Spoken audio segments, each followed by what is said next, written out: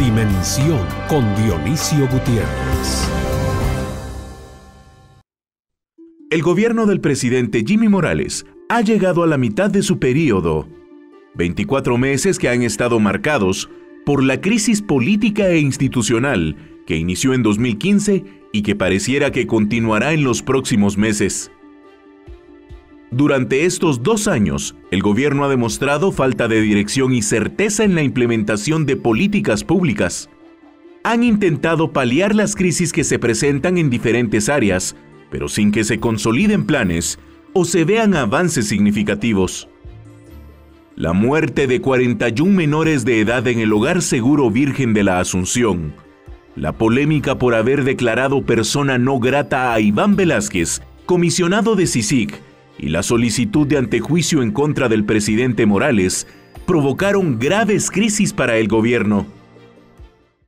Estos problemas han provocado una considerable reducción en la cantidad de personas que aprueban al gobierno actual, la cual se redujo de 56% en 2016 a 38% en 2017. Con estos datos, el gobierno del presidente Morales enfrentará un escenario difícil en los 2 últimos años de su gestión, en los que debe enfrentar las elecciones de fiscal general y contralor, que ponen una gran responsabilidad sobre sus hombros, además de la incertidumbre que provoca el año electoral en las instituciones de gobierno y el país. Después de 2 años de gobierno, el país continúa en un limbo económico, político y social, en el que no se han registrado cambios significativos. El crecimiento económico es estable pero insuficiente para combatir la pobreza.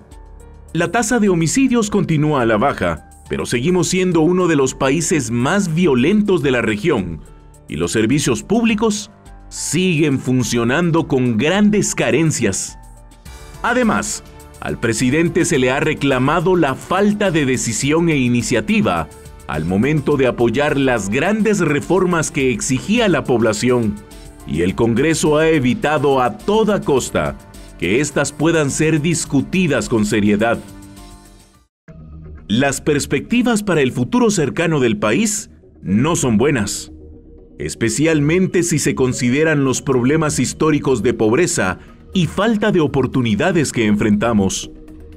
Guatemala necesita con urgencia un gobierno que esté preparado para responder a las dificultades más sentidas de la población y que pueda promover cambios reales al funcionamiento de los servicios públicos y la administración pública.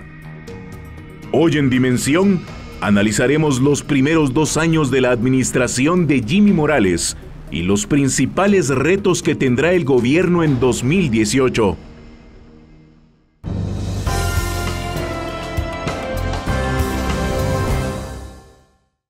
Bienvenidos al programa Dimensión. Hoy vamos a hablar sobre los 2 primeros años de este gobierno. Vamos a analizar los aciertos, los desaciertos, y para ello tenemos a un grupo de analistas. En primer lugar, al licenciado Jair Dabroy, quien es investigador, al doctor Manuel Villacorta, analista político y columnista de Prensa Libre, y al licenciado Francisco Quesada, investigador del área jurídica del CIEN. Muchas gracias por estar en el programa de esta noche. Vamos a mitad prácticamente del periodo de este gobierno, y quisiera iniciar preguntándoles cuáles consideran ustedes que son los aciertos, si es que los hay, y los desaciertos, si es que también los hay. Doctor, empezamos con usted. Gracias, Paul. Buenas noches. Es un placer, es un orgullo estar con ustedes. Mira, yo creo que para analizar los 2 años de gobierno habría que considerar la situación en la cual recibe el presidente Morales el país en el año 2016. Yo percibo que a partir de la toma del poder por parte del presidente, habían básicamente 4 grandes desafíos. El primer desafío iba por la vía del fortalecimiento institucional y la reforma del Estado. Recordemos que traíamos ya una inestabilidad institucional muy fuerte, producto de haber separado del cargo al presidente Pérez Molina y a la vicepresidenta Valdetti, que teníamos un presidente interino. Por lo tanto, las instituciones habían sufrido una experiencia muy fuerte, muy estremecedora. Había necesidad de fortalecer de nuevo las instituciones y, evidentemente, el déficit que siempre hemos tenido, el fortalecimiento del Estado para hacerlo más funcional. Yo creo que eso no ocurrió, por el contrario. El presidente jamás presentó una verdadera agenda de gobierno y por lo tanto no se podía esperar ningún tipo de política pública. Antes de ello se fue desmarcando del fortalecimiento del Estado y hoy lo vemos clarísimamente en el tema de la lucha contra la impunidad y la corrupción, en donde las palabras de la fiscal general son lapidarias cuando plantea que ella no ve en el presidente un aliado en la lucha, en el combate a la impunidad y la corrupción. Otro aspecto importantísimo era la reducción de la pobreza, el impulso de los programas sociales en una forma mucho más efectiva. Habíamos visto ya que el gobierno de Pérez Molina había de hecho desarticulado los programas sociales y en este gobierno tampoco se han visto. Yo quisiera recordar el último informe Monitor del Fondo Monetario Internacional, en donde plantea que definitivamente en Guatemala ya no existen programas sociales para apuntalar a los sectores más vulnerables, que son la mayoría, y que la pobreza y la desnutrición infantil ha crecido. Creo que otro aspecto importantísimo era la atención a las demandas sociales potenciadas como es educación, salud y seguridad. Vemos que la educación en Guatemala está en un estado deplorable, exactamente igual está la salud, los puestos de salud, los centros de salud, los hospitales, no ha habido avances significativos. A eso sumemos el agravamiento gravísimo del tema de la infraestructura nacional, con la cual no se puede pretender un desarrollo económico. Y luego, otro tema importante también era que era un gobierno que tenía que tener como objetivo el impulso a las inversiones.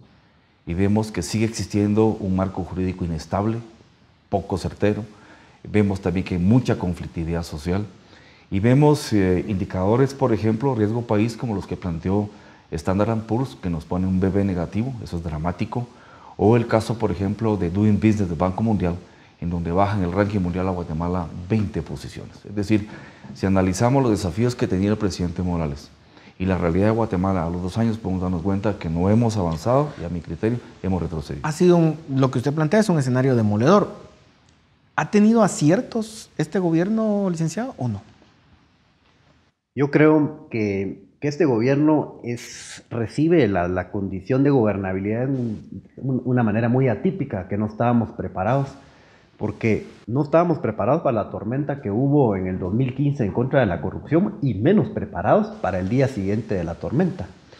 Entonces, la coyuntura en que recibe este gobierno el tema es que en el 2015, por ejemplo, tenemos que ante la persecución que se inicia en contra de la corrupción, lo que hizo el último gobierno fue ya no ejecutó.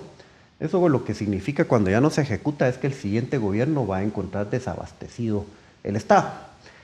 Encontraron desabastecido el Estado con otro desafío adicional, que en el 2015 reforman la ley de contrataciones drásticamente, a nivel tal que hubo normas casi absurdas que limitaban realmente la ejecución.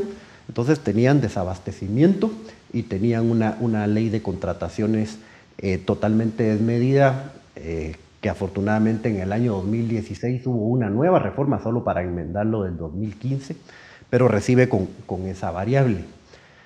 El presidente es una persona que él no es un estadista, él no es un político, él no es una persona técnica y por lo tanto su equipo tampoco. Entonces, lo que realmente la población salió a apoyarlo a él no era por la capacidad que presentaba ni porque iba a ser la pieza clave para sacar adelante los grandes temas de agenda, sino que simplemente no continuar con Sandra Torres ni con Manuel Valdizón. O sea que lo que es la promesa de campaña y que se adhirió tantas personas es la que debe de cumplirse. Realmente no cogobernar ni con la UNE ni cogobernar con el líder. Creo que él haciendo eso estaría cumpliendo su promesa de campaña, estaría cumpliendo con sus expectativas. Lamentablemente muy de inicio rompe el tema porque empieza a cogobernar a nivel del organismo legislativo con la UNE y después en su partido abre las puertas para que ingresen los del líder. O sea que ahí muy de primera mano rompe con su promesa de campaña.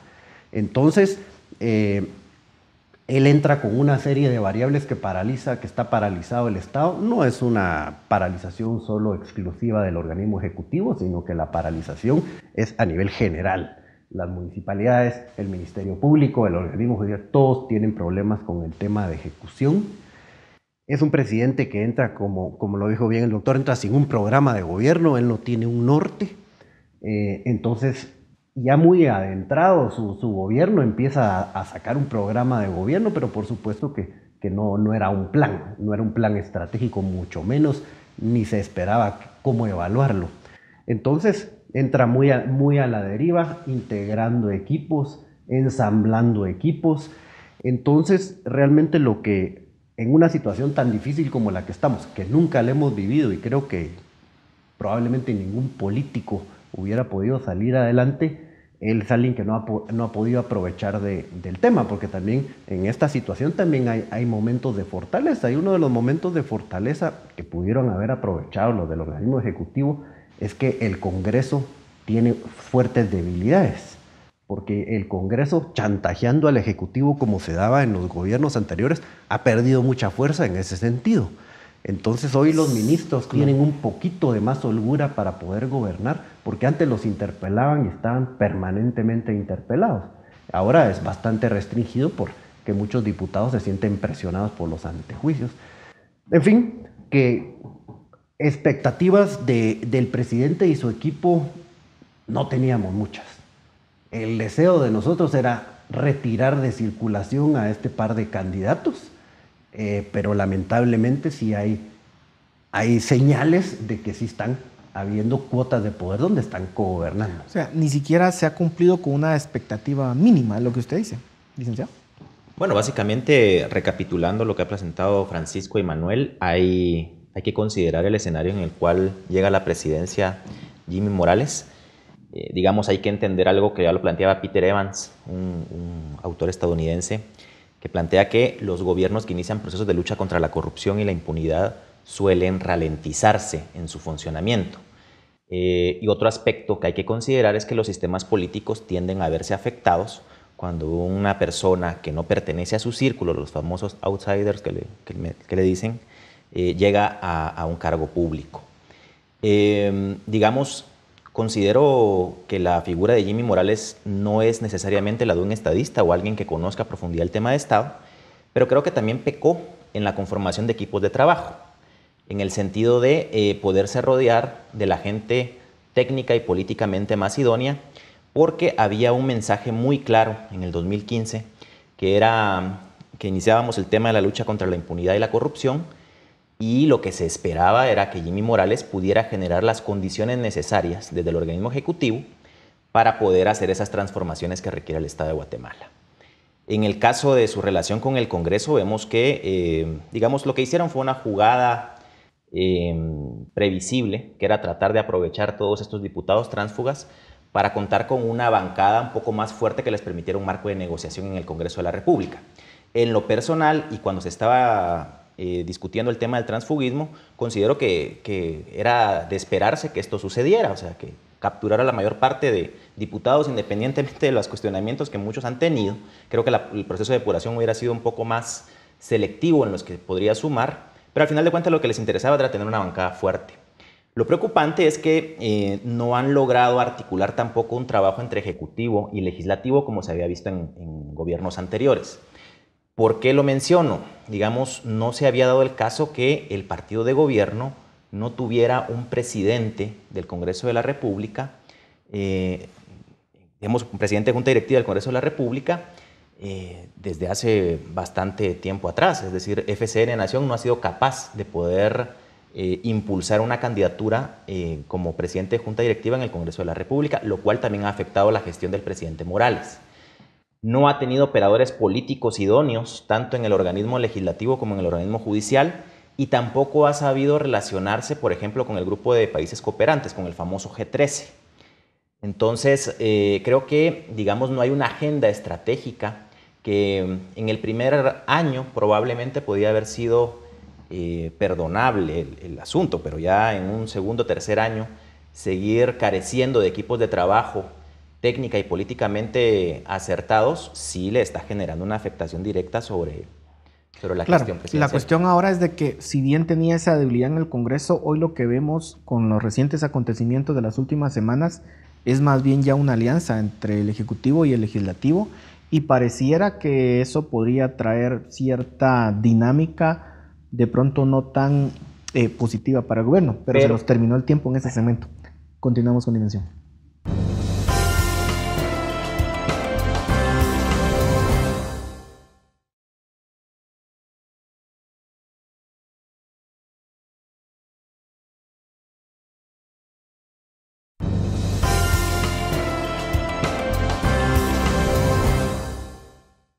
Continuamos en Dimensión hablando sobre los 2 primeros años del gobierno del presidente Jimmy Morales.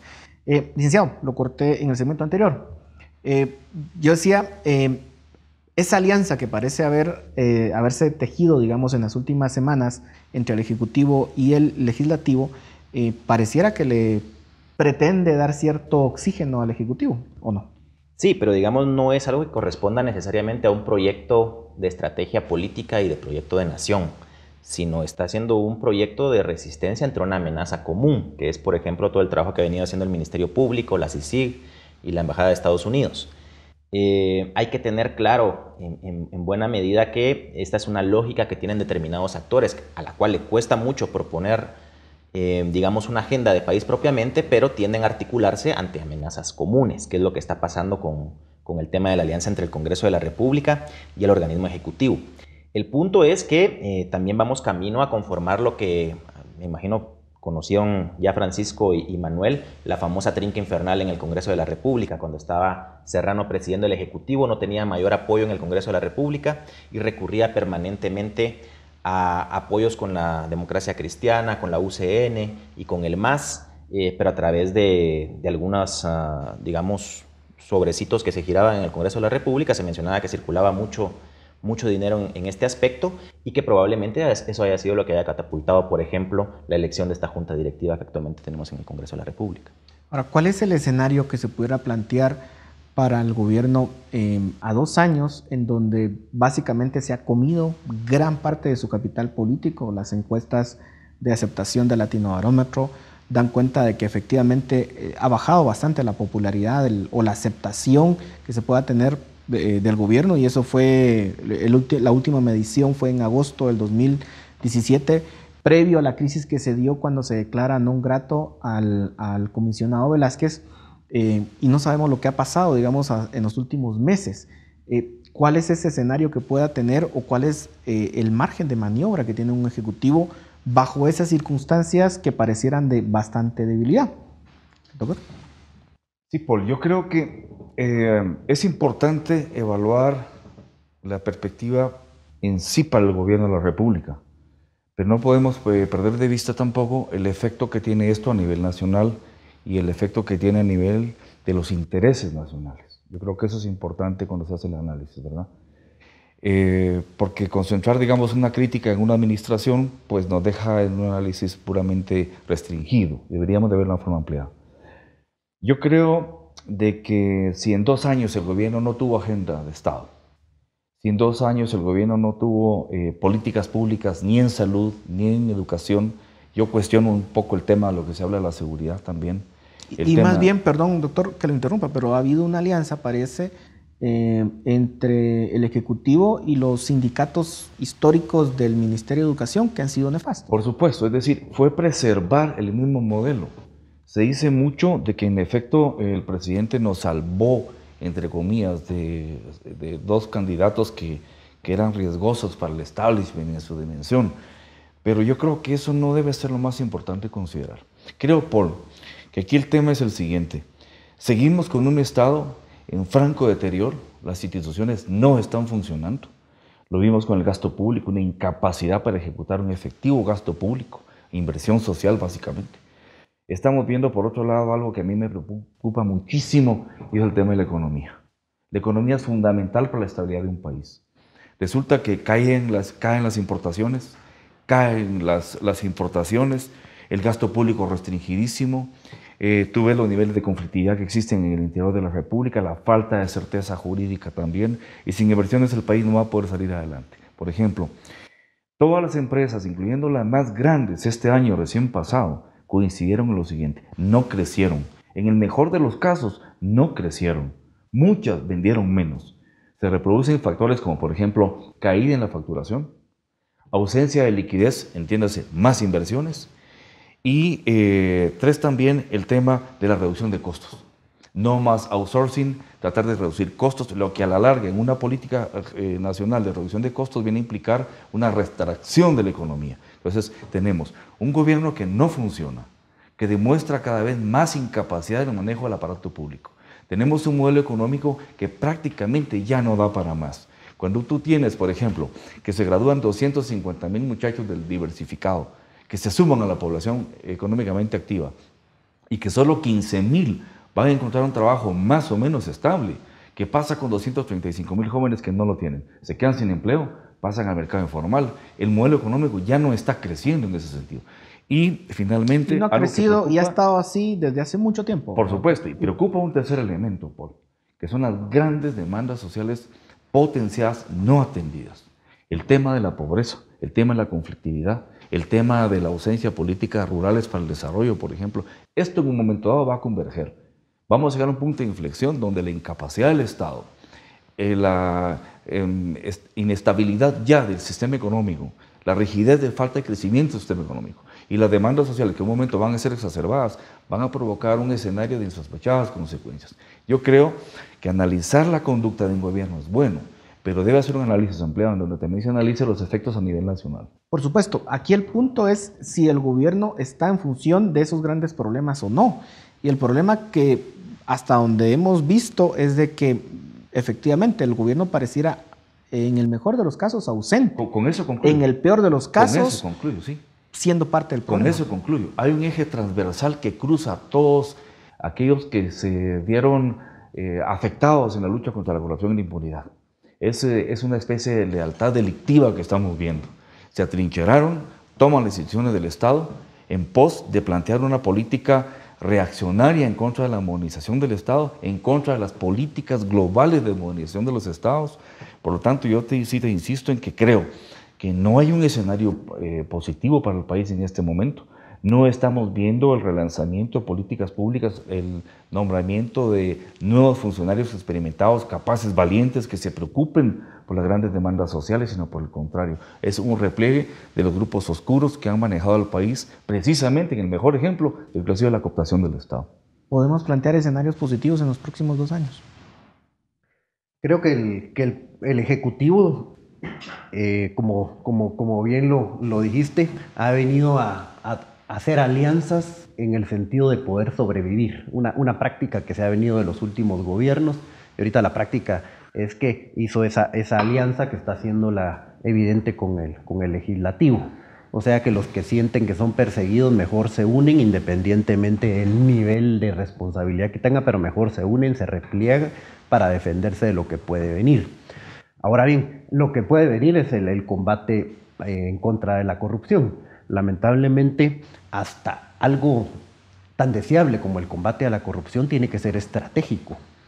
Desafortunadamente, el combate que ha habido, lo que ha hecho es que solo un brazo del Estado ha funcionado, el combate a la corrupción, pero el del desarrollo, que debe ir de la mano, porque el combate a la corrupción tiene efectos, pero si no hay del otro lado una mano del desarrollo, lo que vamos a hacer, en términos puros, vamos a ser todos honestos, un montón se van a ir a la cárcel, pero al final la pobreza es la que va a reinar, porque el combate a la corrupción no trae desarrollo. Entonces debió haber habido de la mano este otro tema.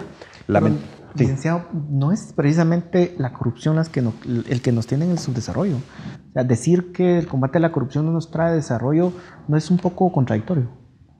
El combate a la corrupción y lo que está viendo, la persecución y todo lo que está sucediendo, tiene un efecto. En Guatemala nunca lo habíamos medido y nunca lo habíamos vivido, pero lo que está habiendo es que está generando paralización. Es natural. Obviamente estábamos movidos por el tema de la tranza. Era lo que hacía que se gestara la acción administrativa pública. Lo que usted dice es que el sistema está a tal nivel de estrés, digamos, por este combate a la corrupción, que está paralizado. Sí, se debió haber tenido una salida, porque obviamente esto va a generar parálisis, porque muchos personajes que eran proveedores de bienes y servicios del Estado ya no están presentes, los funcionarios públicos temen ejecutar, y con toda razón, porque hoy día hay un entramado legal muy difícil de descifrar, hay una persecución de la Contraloría muy fuerte, los errores administrativos hoy se pagan penalmente, con los casos que han habido ya es suficiente para que los funcionarios públicos que les toca resolver sobre la adjudicación de obras ya no lo hagan. La cantidad de eventos que colapsan en el camino por ese simple temor se está dando. Entonces, obviamente no estábamos preparados para ese tema, pero lo estamos viendo y no estamos haciendo nada. La mano creativa no está funcionando, sino que solo estamos esperando que sigan más personas yendo a la cárcel, que yo no digo que sea malo, al contrario, qué bueno que se ha dado eso, pero estamos en el lado creativo, lo tenemos totalmente abandonado. Entonces, si sigue el combate de la corrupción, lo que va a haber es, muy bien, la justicia va a triunfar, pero lamentablemente el tema de la producción, ¿dónde va a estar? Y lamentablemente cuando hablamos de combate a la corrupción, lo que estamos es transfiriendo un poder enorme al tema judicial. Y el tema judicial, cuando se le transfiere tanto poder, hoy lo que tenemos ya no es que están resolviendo únicamente casos litigiosos, sino que se están, con las medidas que tienen, con el poder que tienen, están ya resolviendo temas económicos, están ya limitando la producción. Estamos en un poder enorme que se le ha dado al organismo judicial, y lo que tenemos es como han detenido las mineras, como han detenido las hidroeléctricas y todo eso, es porque le transferimos, ante la falta de operatividad de otras ramas del Estado, le transferimos todo el poder a lo judicial. Pero la responsabilidad de esa creatividad era precisamente el Ejecutivo, quien tendría que haber liderado todas estas reformas, y lamentablemente en vez de liderarlas, pareciera que incluso hasta colaboró para que se detuvieran. Pero se nos terminó el tiempo en este segmento. Continuamos con continuación.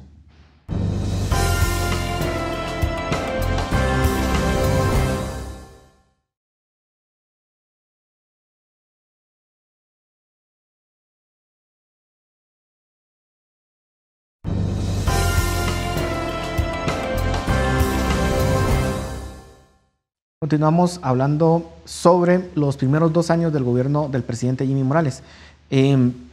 Decía en el segmento anterior, la responsabilidad, esa creativa que usted menciona, recaía precisamente sobre ese ejecutivo que tenía que haber liderado, por ejemplo, cambios en la ley del servicio civil, cambios en la ley electoral, el tema incluso de la justicia, si bien, digamos, no correspondía directamente a ellos, pero sí estaban supuestamente los 3 organismos del Estado involucrados, y también fracasó. Es decir, como sociedad tampoco estamos siendo capaces de crear un nuevo sistema. Por supuesto, estamos derribando un sistema que nos estaba haciendo muchísimo daño, porque hay que decirlo. Es que los niveles de subdesarrollo económico y social tienen un nombre principal, y es la corrupción. Cuando tenemos gobiernos que lo que están enfocados es en estar robando y no precisamente en estar impulsando las grandes decisiones de política pública, el resultado es un Estado fracasado. O sea, no hay para dónde. Entonces, ¿cómo hacemos para que esta lucha contra la corrupción continúe y que se tenga la colaboración de los organismos del Estado? No sé. Sí, es que hay un punto importante porque hay que reiterarlo. Estos grupos que se han visto afectados al momento de que se lucha contra la impunidad y la corrupción son muy astutos, son muy audaces y operan de todas formas. Y están constituidos por muchas personas de distintas capacidades operativas. Y una de ellas ha sido precisamente lanzar mentiras que las han repetido y que de una u otra forma están calando desafortunadamente. La primera, que se dice que la lucha contra la corrupción está parando la economía. Eso es mentira.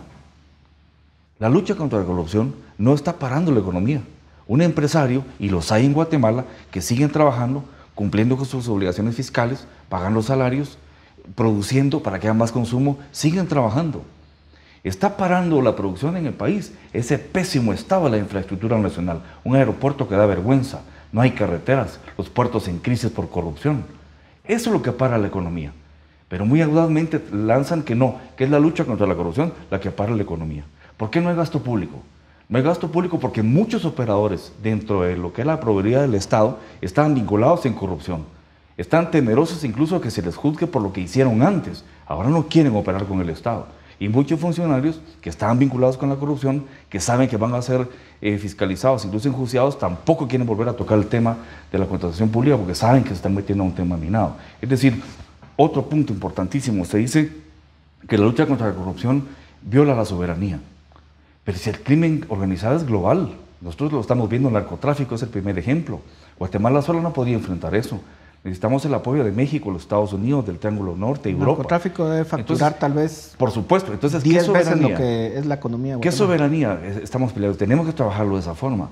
Yo creo que se ha manejado esto con una astucia, como responsabilizando la lucha contra la corrupción y la impunidad como la responsable de la tragedia nacional. Yo creo que una cosa era que el gobierno dijera públicamente: nosotros estamos comprometidos para apoyar esa lucha en contra de la corrupción y la impunidad, pero también tenemos esta agenda de Estado, pueblo de Guatemala, tenemos esta política de desarrollo. Los embajadores ya no van a ser emisarios que se dediquen a estar tomando vino y oyendo conciertos en el exterior, van a ser gestores de inversiones y van a tener que trabajar por resultados, por gestión por resultados, y si no los cambiamos, el Estado va a ser ahora un motor de desarrollo, tiene que haber inversión. ¿Alguien ha escuchado eso? No. Entonces es muy fácil venir y decir ahora: no, es que el país está como está, culpa de la CICIG, culpa del MP, y nos lo estamos creyendo. Yo creo que eso el pueblo de Guatemala lo tiene que tener muy claro, porque si no se ataca la corrupción, no vamos a salir adelante. Mira, por ejemplo, el presupuesto del Estado. El presupuesto del Estado, más del 60% se ve en funcionamiento. Lo poco que nos queda es para pagar el servicio, la deuda externa, la factura petrolera, y para inversión, poquísimo, poquísimo. Y de ese 100% para inversión social, el 30% se le embolsan los corruptos por robo. Esa es una tragedia. Si no se ataca la corrupción, Guatemala no va a ser un país apto, y tú lo sabes, y con esto termino, que ha habido inversiones internacionales muy fuertes, interesadas en invertir en Guatemala por la posición geográfica que tenemos, pero las prácticas de corrupción han hecho que esas empresas decían que aquí no operan.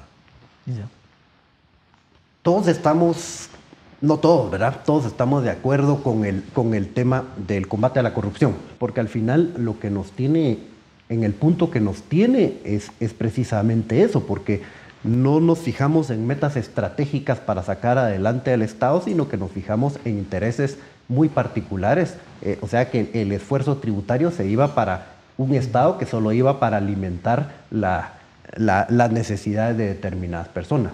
Ahora, lo que tenemos que estar muy claros es que el combate a la corrupción genera efectos. No quiere decir que lo dejemos de hacer, pero que tomemos en cuenta esa variable. Aquí, en cualquier lugar del mundo donde ha habido ese combate a la corrupción, inmediatamente se inhibe el Estado. Se inhiben todos los actores del Estado de producir, porque les ha cambiado radicalmente la dinámica. Las reglas del juego. Las reglas del juego. Entonces, no quiere decir, porque sí a veces se tiende a creer que uno está en contra del tema del combate a la corrupción, y qué más que nosotros tenemos 15 años de estar en el tema. Pero lo que sí tenemos que estar claro es que el efecto que se da es esa, la inhibición. Y estamos en esa inhibición. El Estado no ejecuta.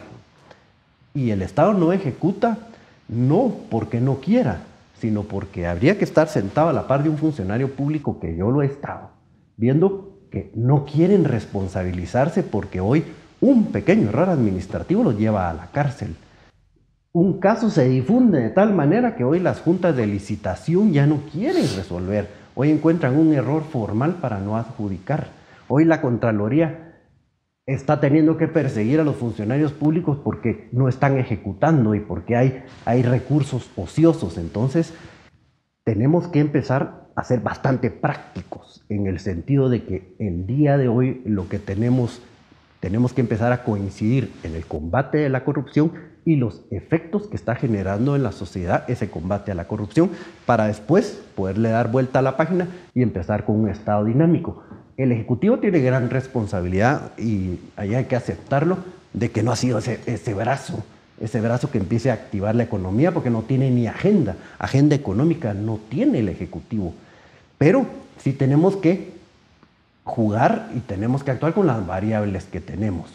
Estado inhibido en todo sentido, no volteemos a ver solo al presidente, porque la inejecución es en el Ministerio Público, es en la Corte Suprema. La inejecución, podemos sentar a cualquiera acá, nos puede enseñar cómo ha sido la inejecución que tiene, por ese temor. Tenemos una Contraloría que de la noche a la mañana cambia su rol, y hoy se vuelve tremendamente inquisidora, a niveles que lo que hace es que produce ese tema de parálisis. Entonces, hoy lo que tenemos que jugar con dos variables: dejar coincidir el combate a la corrupción, que tiene que seguir ampliándose, tiene que seguir llevando ese mensaje, pero ya desde el punto de vista inquisidor ya no debe ser únicamente la fórmula, sino que tenemos que entrar en la dinámica, cómo empezamos a trabajar en un Estado que sea dinámico y que no atienda eficiente. el tema de la corrupción. Licenciado. Bueno, básicamente de lo que adolece este gobierno es de un plan de gobierno propiamente. Vemos la ausencia de políticas públicas, se habló mucho de la carencia de un plan de gobierno y el presidente, ya asumiendo el rol como tal, mencionó que iba a tomar el CATUM 2032 como su guía de trabajo. Cuando uno revisa las acciones que se enmarcan dentro del CATUM 2032 y lo que ha venido haciendo el Ejecutivo, vemos de que hay una disparidad completa entre una y otra cosa. Probablemente esto tiene que ver con el punto donde nos hemos vuelto monotemáticos, donde está bien el tema de hablar de lucha contra la corrupción y todo mundo vamos a estar de acuerdo, pero también necesitamos otras cuestiones mucho más estratégicas de país. De lo contrario, digamos, vamos a dejar de lado algunas acciones que han sido sumamente productivas. Por ejemplo, creo que hay un instrumento de política pública que está muy bien elaborado, pero que yo no he visto su implementación. He leído como tal la política pública de empleo que lanzó el gobierno en el mes de marzo, si no recuerdo mal, o en abril. Pero cuando uno revisa lo técnicamente elaborado que está y ve que no hay ningún nivel, digamos, de implementación de la política como tal, responde en buena medida a que las preocupaciones del Ejecutivo parecen estar en otros asuntos que tienen que ver como un mecanismo de resistencia en este tema anticorrupción y no propiamente en implementación de modelos de trabajo. Por ejemplo, Lucrecia Hernández había tenido algún tipo de logros con el tema del famoso modelo, el nuevo modelo de salud integral. Algunos sectores cuestionaban algunas cuestiones del nuevo modelo, pero digamos, era una política, a fin de cuentas, que debía ser medida en el tiempo y que parece ser estaba entregando algún tipo de resultados. Pero no vemos eso en otras acciones que son estratégicas, sobre todo en el área económica, que es uno de los mayores rezagos que estamos teniendo. Y considero relevante también entender que muchas de las acciones que presentó el pasado 14 de enero el presidente de la República en su informe presidencial van más allá por la propia inercia de cada una de las carteras de gabinete que propiamente por posiciones estratégicas de política pública. Ahora, eso nos plantea realmente un escenario complicado porque estamos perdiendo, digamos, la oportunidad de prácticamente renovar el Estado, reformar el Estado que tenemos. Y estamos en estas discusiones en donde vemos que hay ciertas alianzas que se realizan para evitar que continúe la lucha contra la corrupción y no vemos precisamente a un ejecutivo o a un legislativo, por ejemplo, enfocados en precisamente estos temas que ustedes ya han mencionado, digamos. Y la pregunta es, ¿vamos a tener más de lo mismo en estos próximos 2 años? Y si eso es así, entonces, ¿cuál es el escenario que se pueda presentar para un 2020, por ejemplo, un futuro gobierno en donde tendríamos que estar recordando a este como una oportunidad perdida, en el mejor de los casos una oportunidad perdida, y no, pues tal vez un gobierno que nos ha llevado más al barranco, más cerca del barranco de lo que estábamos antes de que iniciara? Pero vamos a seguir con esto en el próximo segmento. Continuamos con Dimensión.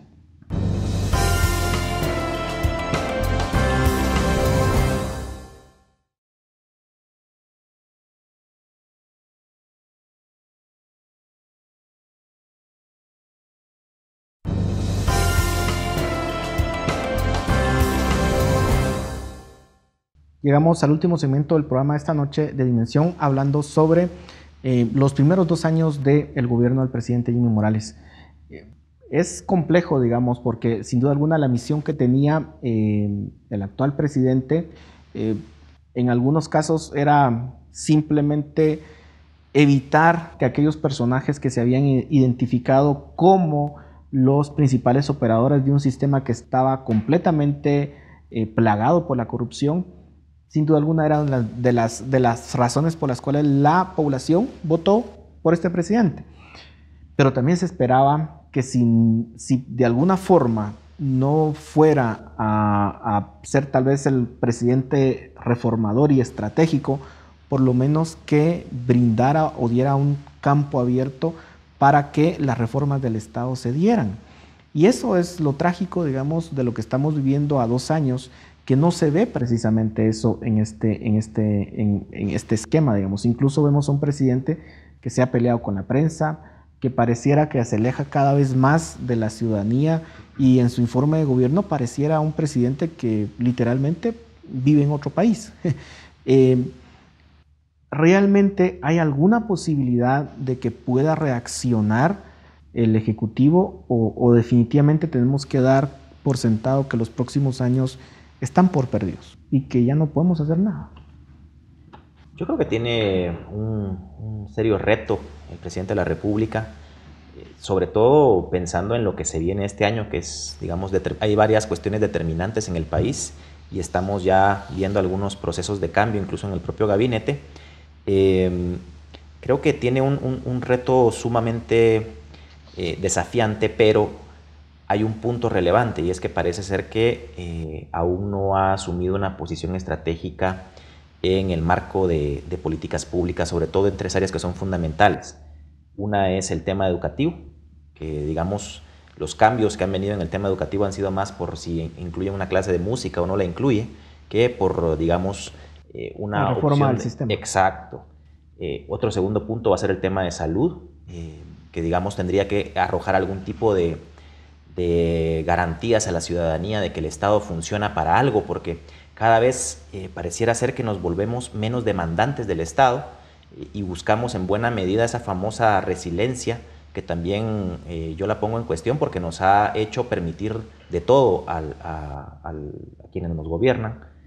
Y un tercer punto es que los logros en seguridad sean perceptibles para la población, porque digamos se nos ha hablado de la baja en la tasa de homicidios, pero las personas siguen percibiendo que viven en un país totalmente inseguro, y si no la Embajada de Estados Unidos no hubiera puesto un travel warning otra vez hace unos días sobre la confusa y difícil situación que tiene el país. Entonces creo que el presidente Morales tiene un gran reto, pero no lo veo, digamos, concentrándose en ese reto de al menos 3 carteras que son importantísimas. Y a eso hay que sumarle el tema de la seguridad alimentaria y nutricional, que cada vez sigue acentuándose en el país, y el tema de la pobreza que, según han publicado esta semana que pasó, estamos prácticamente solo siendo incluso superados por Haití.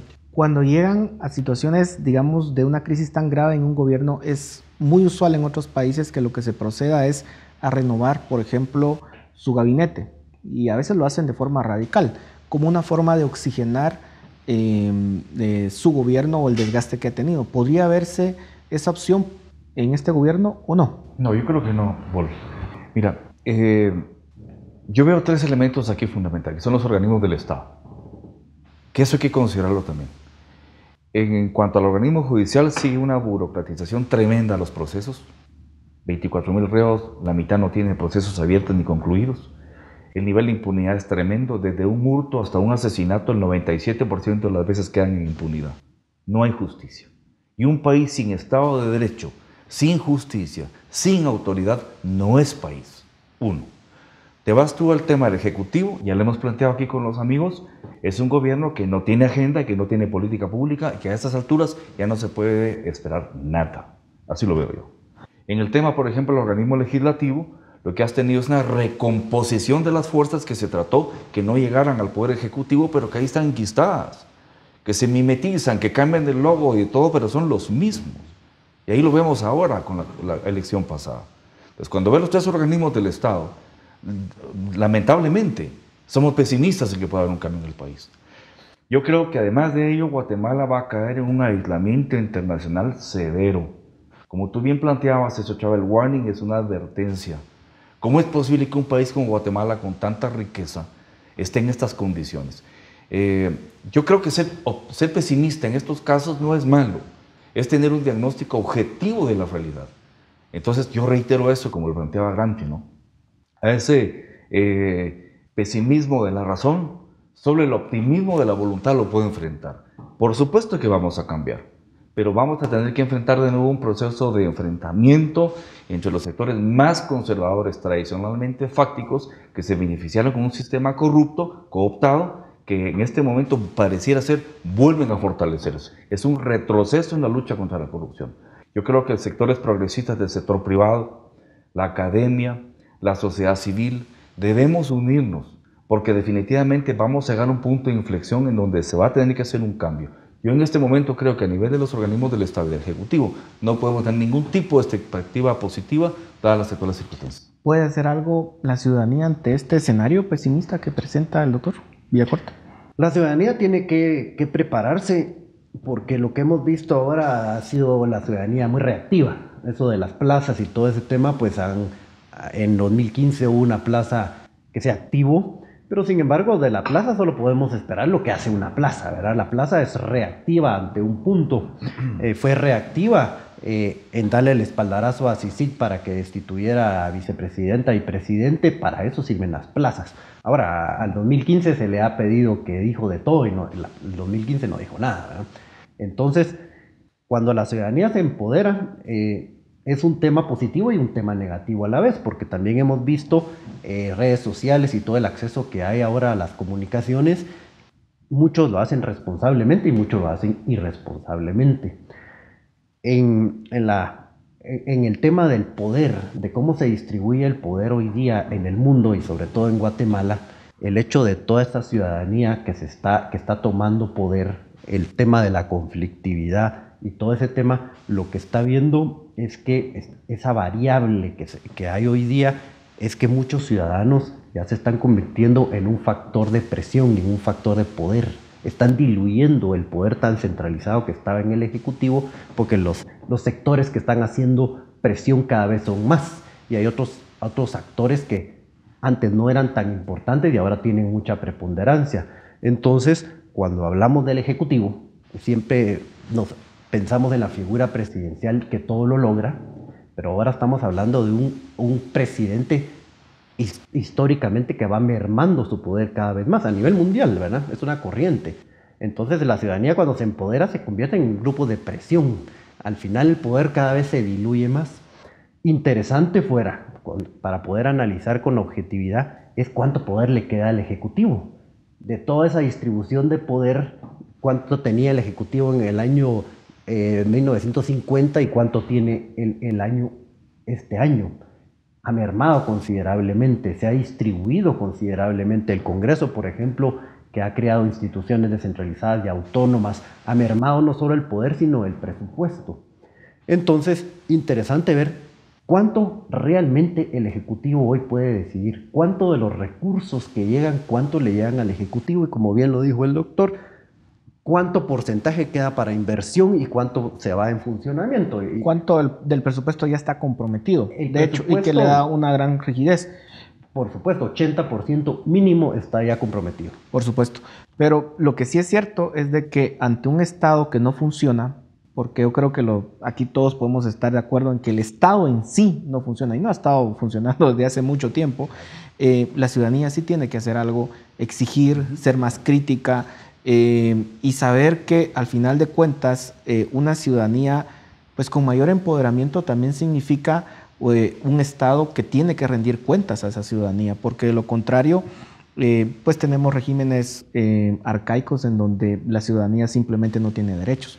Así que ojalá que podamos tener esa ciudadanía más activa, más propositiva también, por supuesto, y que nos pueda sacar de esta situación difícil en la cual estamos. Muchas gracias por sus análisis y por sus propuestas. A ustedes muchas gracias por su atención y ahora los dejamos con Dimensión Redes.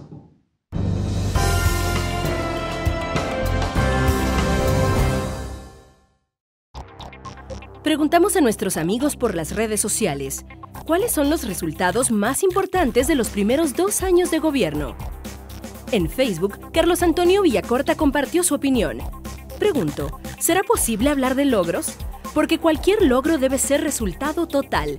Ejemplo, se logró más recaudación fiscal, pero no más escuelas, más carreteras o recuperación de carreteras. Entonces, ¿cuál es el logro real? Pregunto.